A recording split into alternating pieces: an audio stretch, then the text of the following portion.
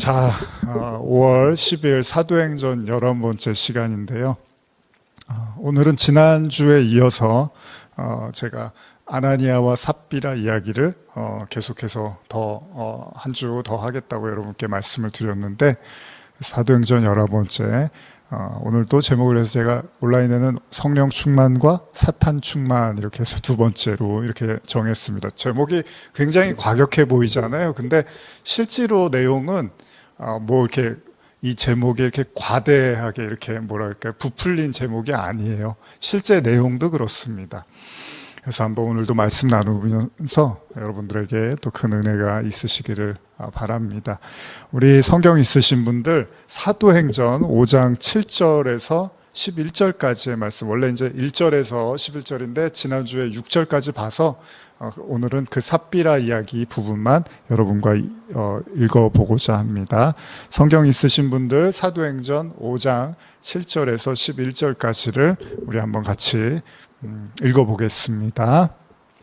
3시간쯤 지나 그의 아내가 그 일어난 일을 알지 못하고 들어오니 베드로가 이르되 그 땅 판값이 이것뿐이냐 내게 말하라 하니 이르되 예 이것뿐이라 하더라. 베드로가 이르되 너희가 어찌 함께 꾀하여 주의 영을 시험하려 하느냐. 보라 내 남편을 장사하고 오는 사람들의 발이 문 앞에 이르렀으니 또 너를 메어 내 가리라 하니 곧 그가 베드로의 발 앞에 엎드려져 혼이 떠나는지라. 젊은 사람들이 들어와 죽은 것을 보고 메어다가 그의 남편 곁에 장사하니 온 교회와 이 일을 듣는 사람들이 다 크게 두려워하니라. 우리 지난 시간에 나눴던 사도행전 5장 아나니아와 삽비라 이야기, 저도 예전부터 종종 이 본문에 대해서 말씀을 나누곤 했었는데, 이제 부분적으로 나눴는데 이번에는 이제 전체적으로 이 본문을 가지고 이제 주제를 가지고 나누는 건데요. 5장 1절에서 6절까지 여러분들이 보셨던 말씀은 남편 아나니아가 사도들 앞에서 자신의 그 재산을 판 돈의 일부를 숨김으로써 그 자리에서 엎드려져서 혼이 떠나갔다고 기록이 되어 있죠. 그래서 아나니아는 초대교회의 그 참으로 값진 모습 중 하나인 자신의 재물을 다른 성도들과 나누는 일에 동참을 하고자 하였습니다. 그래서 자신의 소유를 하나님께 드리기로 마음을 먹은 거잖아요. 그런데 문제는 그가 정직하지 못한 문제로 인하여 이를 지켜보던 베드로에게 이 사실이 발각되었고 베드로가 엄중하게 그에게 말을 한 거죠. 이 내용이 이제 지난주에 나눴던 주요한 그 구절이기도 한데요. 5장 3절 4절인데 혹시 성경 있으신 분들 한번 같이 읽어볼까요? 5장 3절 4절. 베드로가 이르되 아나니아야 어찌하여 사탄이 내 마음에 가득하여 내가 성령을 속이고 땅값 얼마를 감추었느냐. 땅이 그대로 있을 때에는 내 땅이 아니며 판 후에도 내 마음대로 할 수가 없더냐. 어찌하여 이 일을 내 마음에 두었느냐. 사람에게 거짓말한 것이 아니요 하나님께로다. 자, 베드로가 무시무시한 이야기를 합니다. 베드로는 교회를 속이고 있는 아나니아를 향해서요, 사탄이 네 마음에 가득하다라고 일침을 가합니다. 그건 성령을 속이는 거고 결국은 하나님을 속이는 거야 라고 아나니아한테 이야기를 한 거예요. 아마도 아나니아는 이런 일이 있을 거라고는 상상도 못했을 거예요. 얼마나 충격을 받았겠습니까? 재물을 하나님께 드린 건데 물론 일부를 좀 가로채긴 했지만 그게 그렇게까지 심각한 문제가 될 거라고는 상상을 못했을 거예요. 차라리 하지 말아야 될 걸 했나 싶을 정도로 그에게는 이제 엄청난 사건이 되고 결국은 목숨을 잃어버리게 됩니다. 그런데 우리가 이 사건을 보면서 그냥 지나칠 수 없는 게요, 여러분. 사도행전을 시작하면서 성령 강림과 아울러서 흥미진진한 이제 사도들이 뭔가 세상과의 싸움을 하면서 하나님의 능력을 나타내는 뭔가 승승장구할 것만 같은 이런 초대교회의 모습이었는데 갑자기 한 사람도 아니고 두 사람이나 그것도 하나님께 직접 심판을 받아서 죽게 되는 장면이 나온 겁니다. 이 교인들이 얼마나 놀랐겠습니까? 이 사건을 보면서. 그래서 저와 여러분도 이 본문을 보면서 결코 쉽게 넘겨서는 안 되는 본문입니다, 사실은. 왜 성경이요? 어쩌면 좀 가혹하다는 생각이 여러분들은 드시지 않습니까? 이렇게까지 이 사람들이 엄격하게 심판을 받아야 되는가라는 의구심을 가지실 수도 있습니다.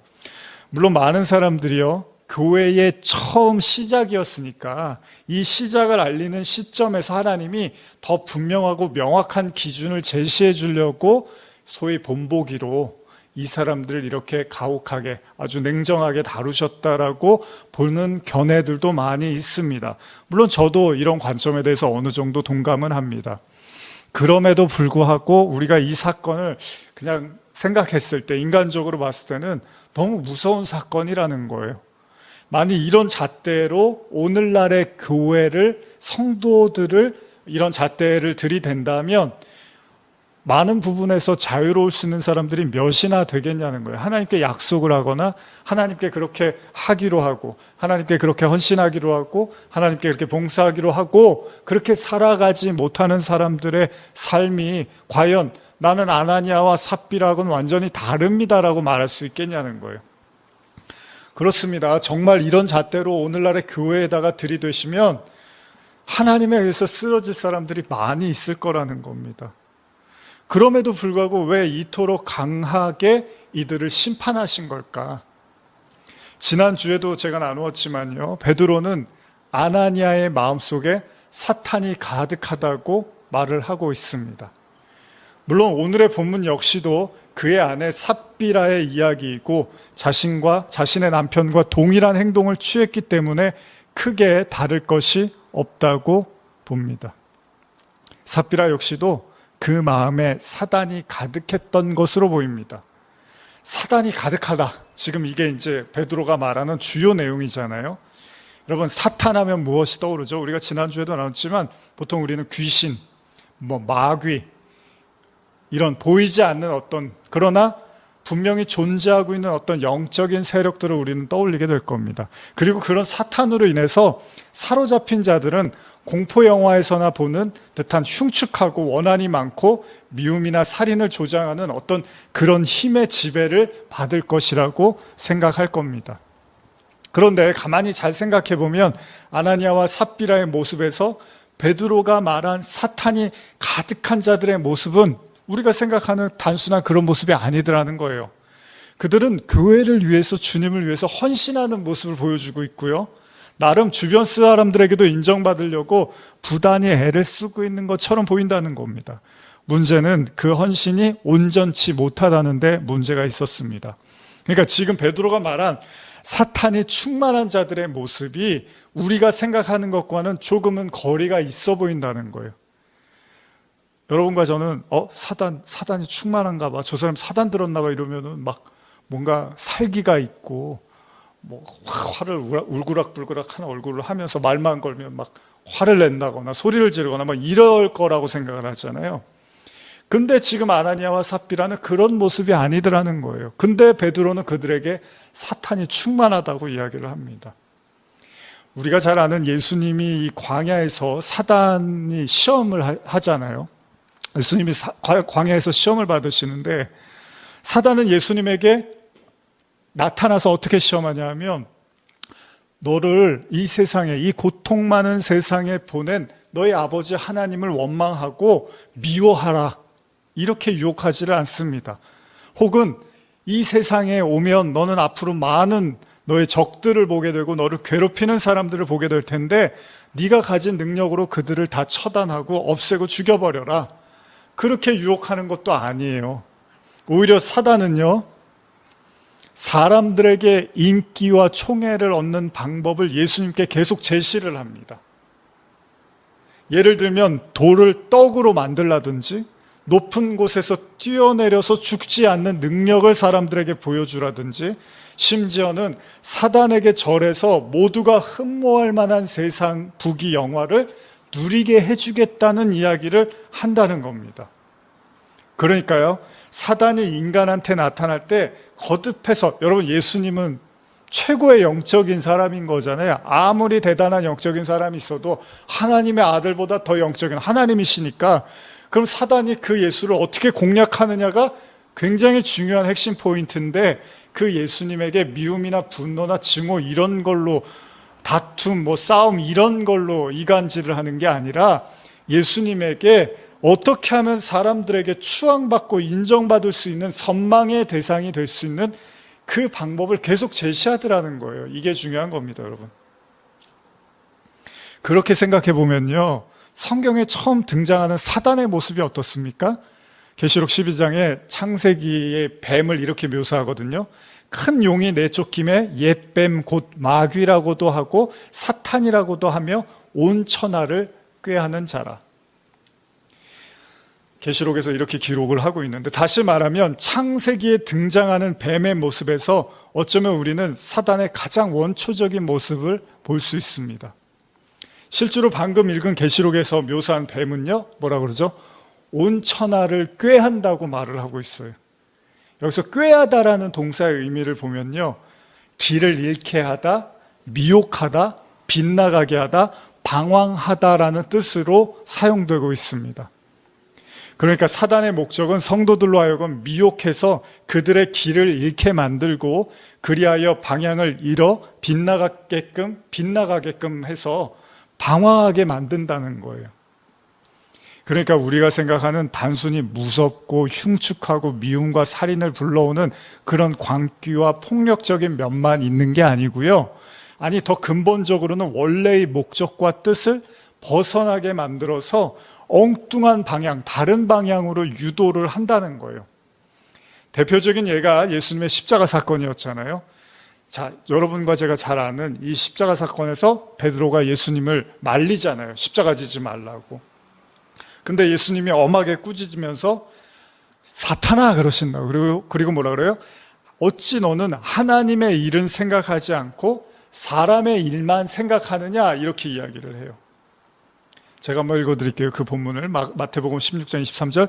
예수께서 돌이키시며 베드로에게 이르시되 사탄아 내 뒤로 물러가라. 너는 나를 넘어지게 하는 자로다. 내가 하나님의 일을 생각하지 아니하고 도리어 사람의 일을 생각하는도다 하시고.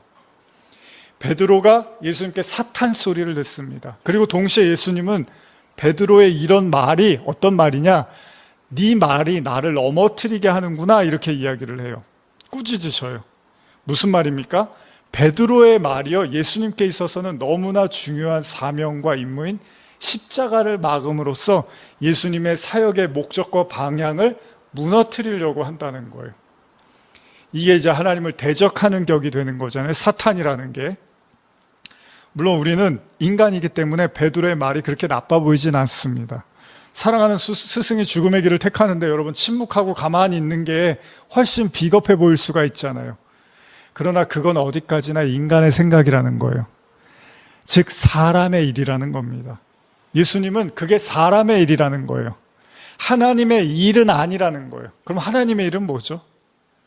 그건 하나님의 의도하고 원하시는 방향으로 나아갈 수 있도록 도와야 되는데, 제자니까. 근데 그렇게 못하는 거예요. 근데 성령께서는 우리에게 그렇게 해주신다 그러잖아요. 우리가 어떻게 해야 될지 모를 때 성령이 우리를 하나님이 원하시는 방향으로 끌고 가신다고 한단 말이에요. 다시 창세기에 인간을 유혹한 뱀의 말도 그렇습니다. 이 선악과를 먹으면서 하나님처럼 되보라고 하는 이 말 있잖아요. 이 말을 어쩌면은 아담과 하가 이렇게 덥석 물어버린 거잖아요. 그런데 그 순간에 하나님과 인간의 모든 연결고리가 끊어지게 되고 결국은 에덴에서 쫓겨나는 형벌을 받게 되는 거죠. 자, 우리가 이 지점에서 한 가지 명확한 사실을 발견하게 됩니다. 우리가 사단에 의해서 정복되고 지배당하게 될 때 우리는 본래의 목적과 뜻을 상실하고 하나님이 원하지도 않고 의도하지도 않은 방향으로 나아가려고 할 수 있다는 겁니다. 우리가 이걸 뭐라 그러죠? 변질 혹은 왜곡이라고 합니다. 예를 들면 예수님께서 예루살렘 성전에 가셨을 때, 유월절이 가까워서, 근데 성전에 가니까 어떻죠? 장사를 하고 있는 거예요. 성전에서 사람들이 소와 양과 비둘기를 팔고 돈을 바꿔주는 환전을 하는 장사를 하고 있습니다. 예수님이 몹시 흥분해서 다 내쫓습니다. 노끈으로 채찍을 만들어서 아주 어떻게 보면 정말로 그 폭력적인, 너무 그 화나 있는, 누가 보면 진짜 마귀가 들렸다고 조롱할 수 있는 예수님이 그런 모습을 보여주는 거예요. 왜요? 예수님이 그렇게 흥분하신 이유는 성전은 아버지의 집, 기도하는 집인데 사람들이 장사하는 집으로 왜곡시켜 놨다는 거예요. 변질시켜 놨다는 거예요. 그래서 예수님이 이렇게 흥분하시면서 다 내쫓이고 하나님의 집을 장사하는 집으로 만들지 말라고 화를 내신 겁니다. 원래 성전의 의미가 사람들에 의해서 퇴색되어지고 왜곡되어졌다는 거예요. 그렇습니다. 본래의 가치와 그 뜻을 잃어버렸을 때 더 이상 그것이 존재해야 될 의미가 사라지기도 합니다. 결국 예루살렘 성전은 예수님의 예언처럼, 말씀처럼 무너지게 되잖아요. 사실상 우리는 살면서 이런 많은 일들을 보게 됩니다. 이러한 관점으로 오늘의 아나니아와 삽비라의 이야기를 생각해 보면 그토록 사도들이 그들의 거짓말에 대해서 흥분했고 하나님께서 결국 그들을 심판하셨는지가 좀 더 명확하게 보입니다. 바로 아나니아와 삽비라의 이 행동은요, 성령에 감동되어 순수하게 하나님을 향하여 또한 성도들을 향하여 마음을 쏟고자 했던 초대교회를 오염시키는 행동을 한 거라는 거예요. 무슨 말이냐면 이들의 속임수에는 결국 사단의 책략인 뭐죠? 다른 사람들한테 보이는 것이 굉장히 중요하게 그들의 마음속에 자리 잡고 있었다는 겁니다. 그러니까 하나님에 대한 희생과 헌신을 전적으로 자원하는 마음에서가 아니라 사람들에게 인정받고자 하는, 그래서 하나님은 비록 속이더라도 사람들이 자신들의 행동에 찬사를 보낸다면 그것으로 충분한 가치가 있다고 여긴 거예요. 그러니까 예수님이 만약에 십자가를 지지 않고 저기 높은 데서 뛰어내리고 돌을 떡으로 만들고 또 예수님이 사단에게 절해서 부귀와 영화를 누리면 사람들은 예수님을 따르고 흥분하고 예수님이 하나님의 아들이라고 인정을 해줄 거 아니에요. 근데 정작 하나님은 그 사역을 용납하지 않고 받아들이지 않으실 거라는 거예요. 그러니까 여러분과 저도 오늘 이 말씀을 들으시면서 그런 생각을 해볼 필요가 있습니다. 지금 내 신앙이 정말 하나님이 인정하는 신앙인가 아니면 사람들에게 인정받는 것이 더 중요한 신앙인가? 그게 굉장히 중요한 거겠죠. 그러니까 하나님에 대한 희생과 헌신을 전적으로 그 자원하는 마음이 아니라 사람들에게 의해서 인정받는 거, 하나님은 속이더라도 사람들이 찬사를 보내면 그게 더 가치가 있지 않은가? 이것이 아나니아와 삽비라의 마음이었던 거잖아요. 결국 이런 행동은요, 마치 바이러스처럼 타인들에게도 영향을 미치게 될 거고, 타인의 눈치를 보면서 헌금을 한다든지 혹은 하나님께 드림으로써 사람의 존경을 받으려는 거짓된 신앙을 부추길 수 있다는 겁니다. 우리는 이걸 뭐라 그러죠? 외식이라고 하죠. 외식. 사실 이 외식과 관련한 예수님의 말씀, 이게 공생애 내내 예수님이 바리새인들 율법주의자들하고 신경전을 벌였던 게 이 외식입니다. 지금이야 사람들이 어떻게 생각할지 모르겠지만 중요한 사실은 이런 외식을 하나님이 얼마나 싫어하시느냐, 심지어 오늘 본 본문에서는 그 자리에서 직결 심판하듯이 그만큼 하나님이 이 외식을 미워하시더라는 겁니다. 여러분, 외식이 뭘까요? 집에서 직접 해먹지 않고 밖에서 사 먹음.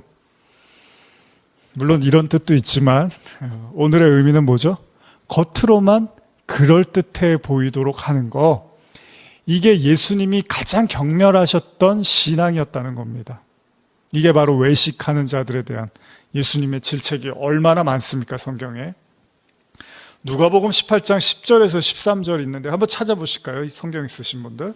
누가복음 18장 10절에서 13절입니다.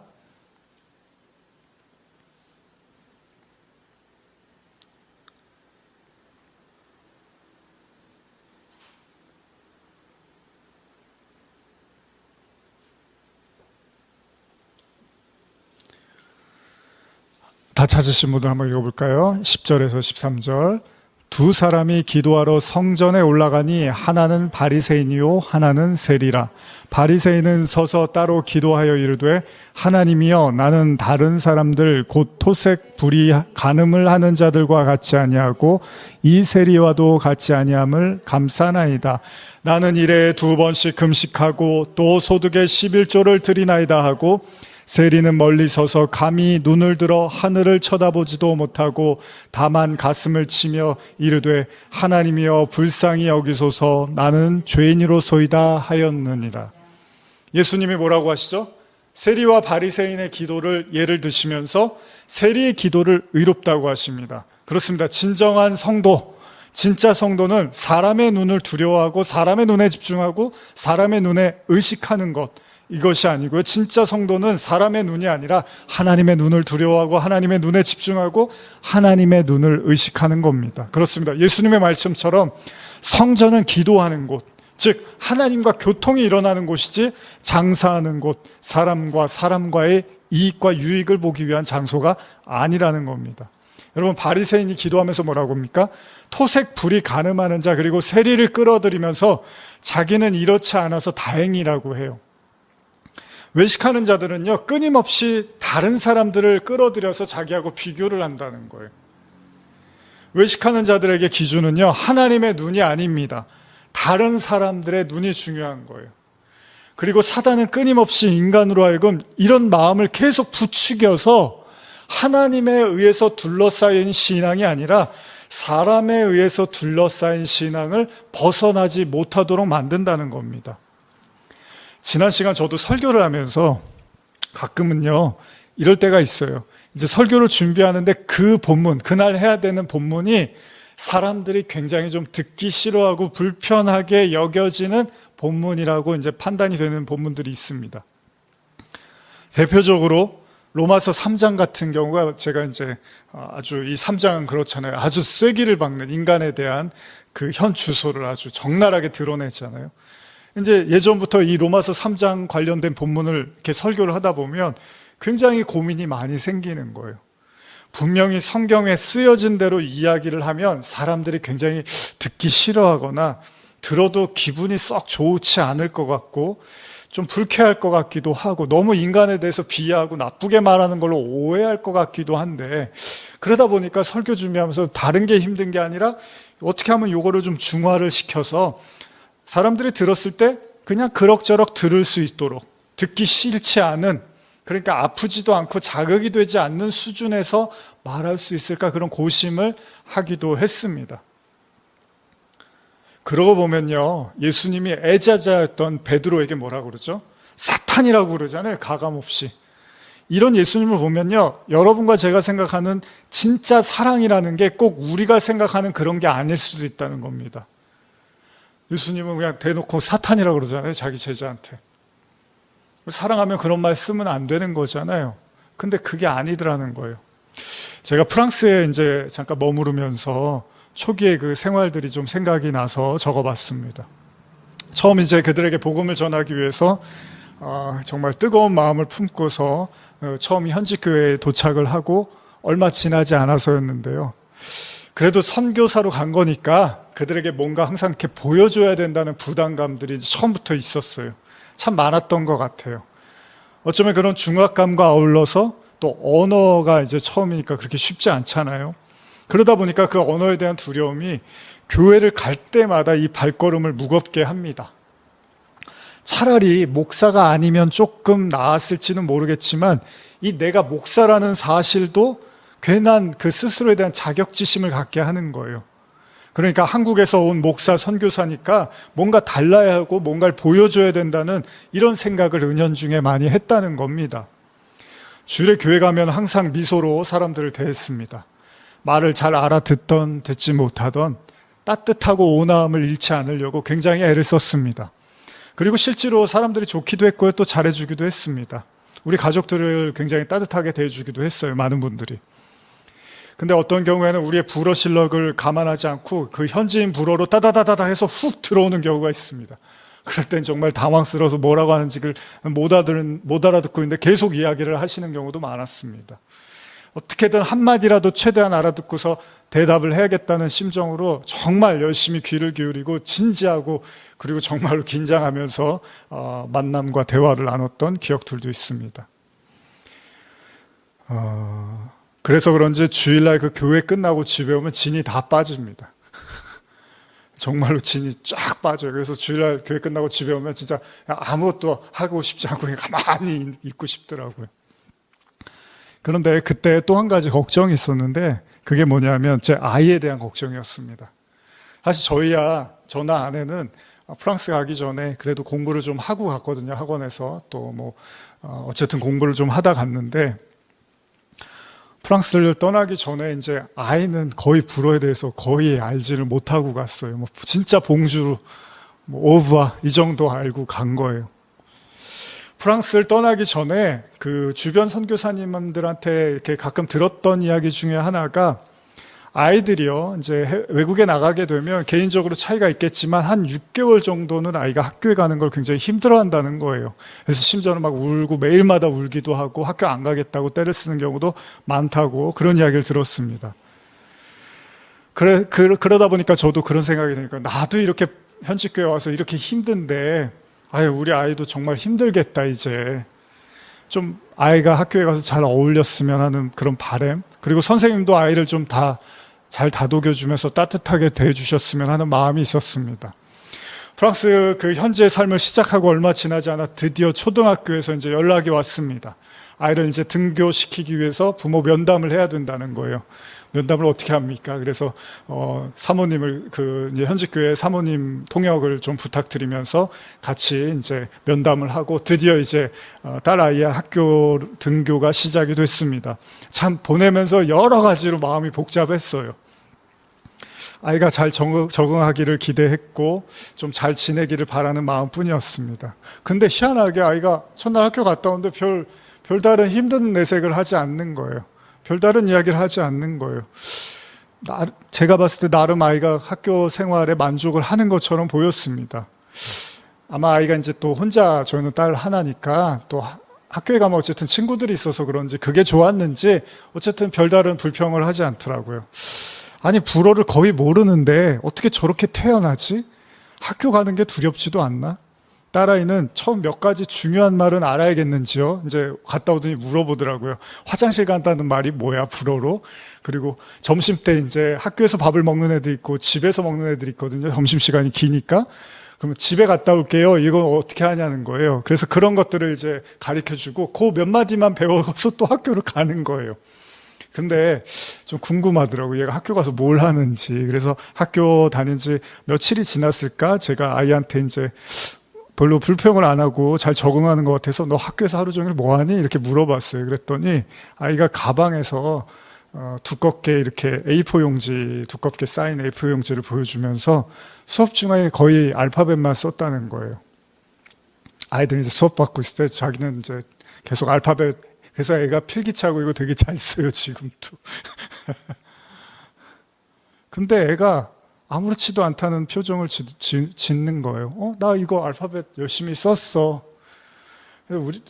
우리가 저도 약간 성격이 소심해서 아마 나만 혼자 이러고 있으면 뭔가 그럴 텐데 아이는 그런 별로 내색을 하지 않더라고요. 마음 한켠이 좀 짠했습니다. 대견해 보이기도 했고. 오히려 쉬는 시간에 공도 차고 말이 안 통하는 아이들과 함께 하는 게 즐거워 보이기도 했습니다. 아마도 아이에게는요, 물론 힘든 게 없지는 않았겠죠. 당연히 두려웠겠죠, 아이도. 그 외국인 아이들 뚫고서 들어갔을 때.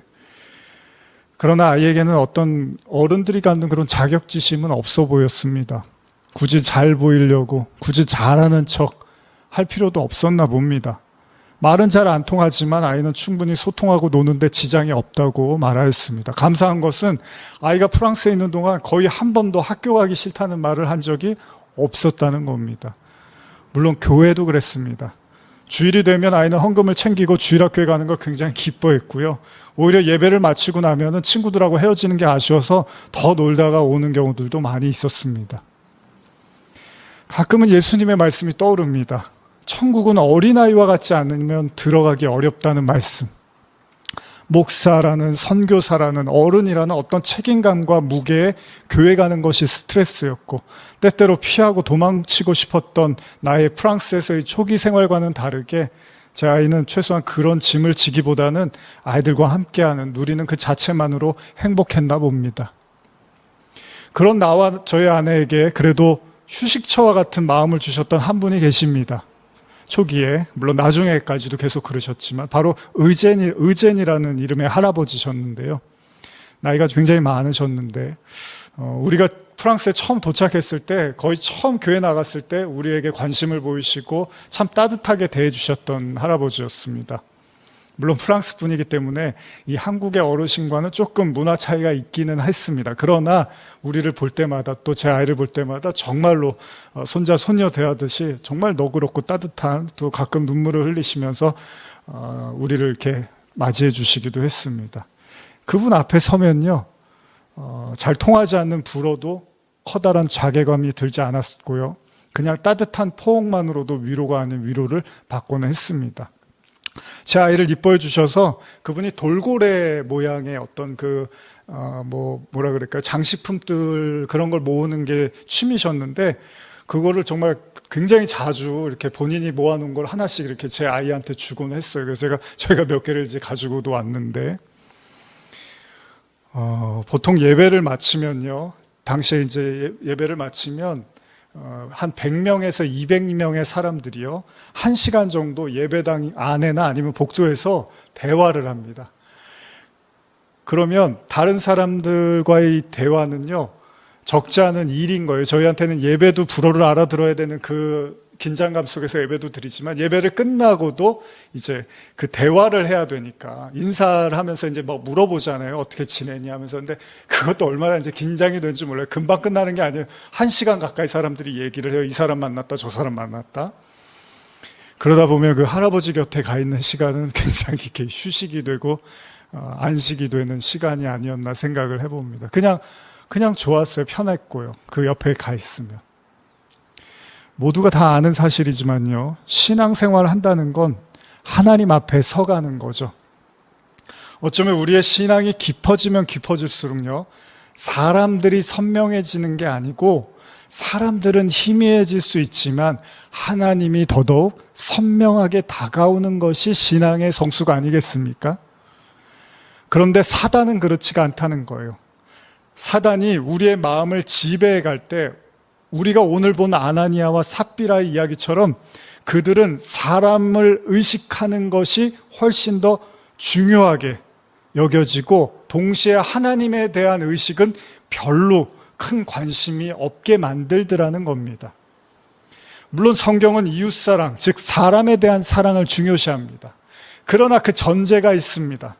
바로 하나님을 먼저 사랑하라는 거잖아요. 여러분, 이웃사랑하는 사람들은 많잖아요. 안 믿는 사람들도. 그 사랑을 성경이 말하는 게 아니라면 그리스도인만 할 수 있는 사랑은 하나님 사랑, 이웃 사랑이란 말이에요. 그 얘기는 뭡니까? 진짜 하나님을 향한 사랑이 아니고서는 이웃에 대한 사랑도 결코 진실될 수 없다는 것이 성경의 이야기입니다. 좀 더 확장해서 생각해 보면요, 아나니아와 삽비라의 이런 태도를 하나님께서 경멸하신 이유는, 어쩌면 하나님의 영광을 나타내야 할 교회가요, 하나님의 눈을 무시한 채 오로지 사람의 영광을 구하고 신앙조차도 나 자신의 체면이나 선함이나 혹은 우월함을 내세우기 위한 집단으로 전락해버리는 것을 하나님이 그냥 좌시하지 않고 뼈아픈 경고를 때리신 거라는 거예요. 우리나라에서는 식사할 때 어떻게 하죠? 어른이 먼저 밥 숟갈을 이렇게 뜨시면 다른 이제 어린 사람들이 이제 따라서 밥을 먹잖아요. 이건 물론 말 그대로 예입니다. 예. 프랑스에서는 반대예요. 애들이 먼저 먹고 어른들이 나중에 먹어요. 근데 우리나라는 이제 어른들을 먼저 중요시 하잖아요. 물론 그렇게 했다고 해서 그 어른을 꼭 존경한다고 보장하는 건 아니잖아요. 그러나 우리가 그런 예를 차리는 것은 최소한 그 어른들을 인정하고, 당신을 어른이라고 인정하고 존중하기 위한 행동 양식이라는 거예요. 우리는 그런 행동을 통해서 당신을 어른으로 인정하고 대접한다는 일종의 고백 같은 걸 하는 거예요. 그래서 먼저 식사를 하시라고 하는 거죠. 여러분, 교회도 그렇습니다. 교회의 존재 이유가 뭘까요? 교회의 존재 이유는 인간의 영리와 행복 추구가 아니라는 거예요. 어찌 보면 그것이 뭐가 잘못됐느냐라고 물을 수도 있습니다. 그러나 그것은 교회가 아니더라도 모든 사람들, 그리고 대부분의 집단이 추구하는 것이 바로 그거잖아요. 그게 목표잖아요, 사람들의. 그런데 교회의 핵심 가치는 뭐죠? 하나님의 영광이잖아요. 그리고 교회가 그렇게 온전히 하나님의 영광을 추구하고자 할 때 어떻죠? 우리는 이 세상이 주지 못하는 진정한 기쁨과 행복, 그것을 하나님을 통해서 우리 개인과 공동체, 교회 공동체에 구현된다는 거예요. 그걸 우리는 믿는 거잖아요. 다시 말하면 인간의 행복과 기쁨 추구는 인간 스스로의 힘으로 해낼 수 있는 게 아니라는 겁니다. 여러분들이 아무리 행복해지고 싶어도, 여러분들이 아무리 기뻐지고 싶어도 우리 스스로가 그걸 구현해낼 수가 없다는 거예요. 그것이 바로 죄의 문제 때문이고, 사단이 끊임없이 거짓으로 인간을 꿰내어서요, 예수님을 시험하던 사단처럼, 사단이 어떤 모습으로 옵니까? 엄청난 휴머니스트처럼 보인다는 거예요. 휴머니스트처럼. 인간을 되게 아끼고 사랑하는 것처럼 예수님께 접근하더라는 거예요. 그러나 그 끝은 우리의 생각과는 다릅니다. 그들의 목표는 우리에게 길을 잃게 만드는 거예요. 그리고 우리를 떠도는 삶을 살도록 유도하는 겁니다. 그리고 그 속에는 아무것도 존재하지 않는 공허와 허무의 연속에 있게 만드는 겁니다. 그리고 그 종착지는 아나니아와 삽비라의 그 지점이 될 수도 있다는 거예요. 다시 말하면요, 여러분이 하나님을 인식하고 인정하는 신앙이 멀어지면 멀어질수록 사단이 여러분들의 마음을 지배해 나갈 때 우리는요, 본질을 잃어버리고 방황할 수밖에 없다는 거예요. 이스라엘 백성들이 40년을 광야 생활을 하잖아요. 왜요? 하나님이 가나안에 들어가라고 말씀을 주셨는데 그 말씀을 무시하고 사람들을 의식했잖아요. 두려워했잖아요. 가나안 사람들을. 그들의 삶은 방황하는 삶으로 40년을 살게 됩니다. 분명히 이게 나를 위한 건 줄 알았는데, 이스라엘 백성처럼 가나안 들어갔다가 죽을까 봐 두려워서 안 들어간 게 자기를 위한 건 줄 알았는데, 나에게 유익이 되는 선택이라고 생각했는데, 분명 사람들이 이렇게 하면 좋아해 줄 거라고 생각했는데, 우리는 오히려 그 속에서 아무런 해답도 행복도 아무런 의미도 찾을 수 없게 되는 나를 발견할 거라는 거예요. 여러분, 자신을 위하고자 했던 베드로에게 사탄이라고 꾸짖으셨던 예수님을 떠올려 봅니다. 어쩌면 예수님은 하나 더 알고 계셨는지도 모릅니다. 아니, 당연히 알고 계셨겠죠.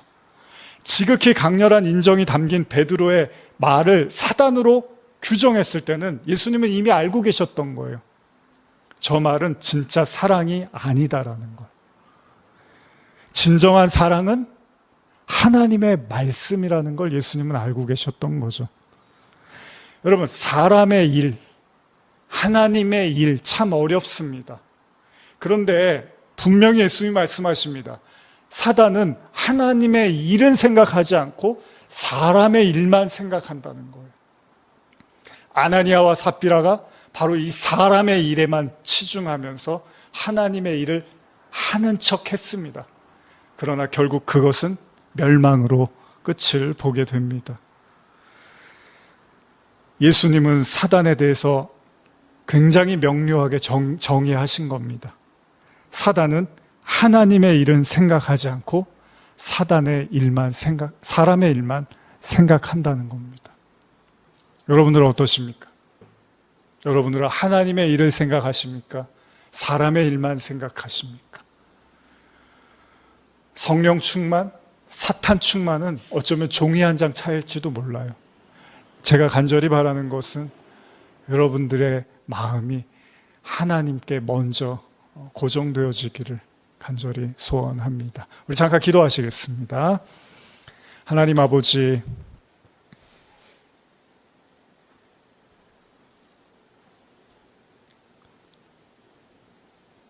어쩌면 우리 신앙생활이 공고하고 방황스럽고 외롭고 지치는 이유는 마르다와 마리아처럼 자기가 하고 있는 일은 못 내려놓고 예수님이 오셨는데도 그 곁에 갈 수 없는, 그 용기를 낼 수 없는, 어쩌면 우리가 붙잡고 의지하고 이것들이 사람들이 사는 순리이고 예의고 이게 도리라고 믿는 그것들, 오히려 그런 것들로 예수님을 저 멀리 지켜보고 있는 건 아닐까 생각해 봅니다. 신앙은 주님과 하나 되는 것입니다. 신앙은 하나님의 눈을 의식하는 것입니다. 신앙은 하나님과 함께하는 것입니다. 오늘 우리의 마음에 혹시나 아나니아와 삽비라에게 가득했던 그 사단의 마음이 우리의 마음속에 좀먹고 있고 알게 모르게 우리의 마음에 침투해 있다면 주님의 말씀과 성령으로 우리를 새롭게 하여 주시옵소서. 방황하는 삶, 방황하는 마음, 생각, 목적을 잃어버린, 어디로 가야 될지 무엇을 해야 할지 모르는 이 모든 우리의 분주하고 바쁜 마음들, 괴로운 마음들 하나님의 뜻대로 새롭게 하여 주시옵소서. 감사드리며 예수님의 이름으로 기도합니다. 아멘. 우리 찬양하고 기도로 마치겠습니다.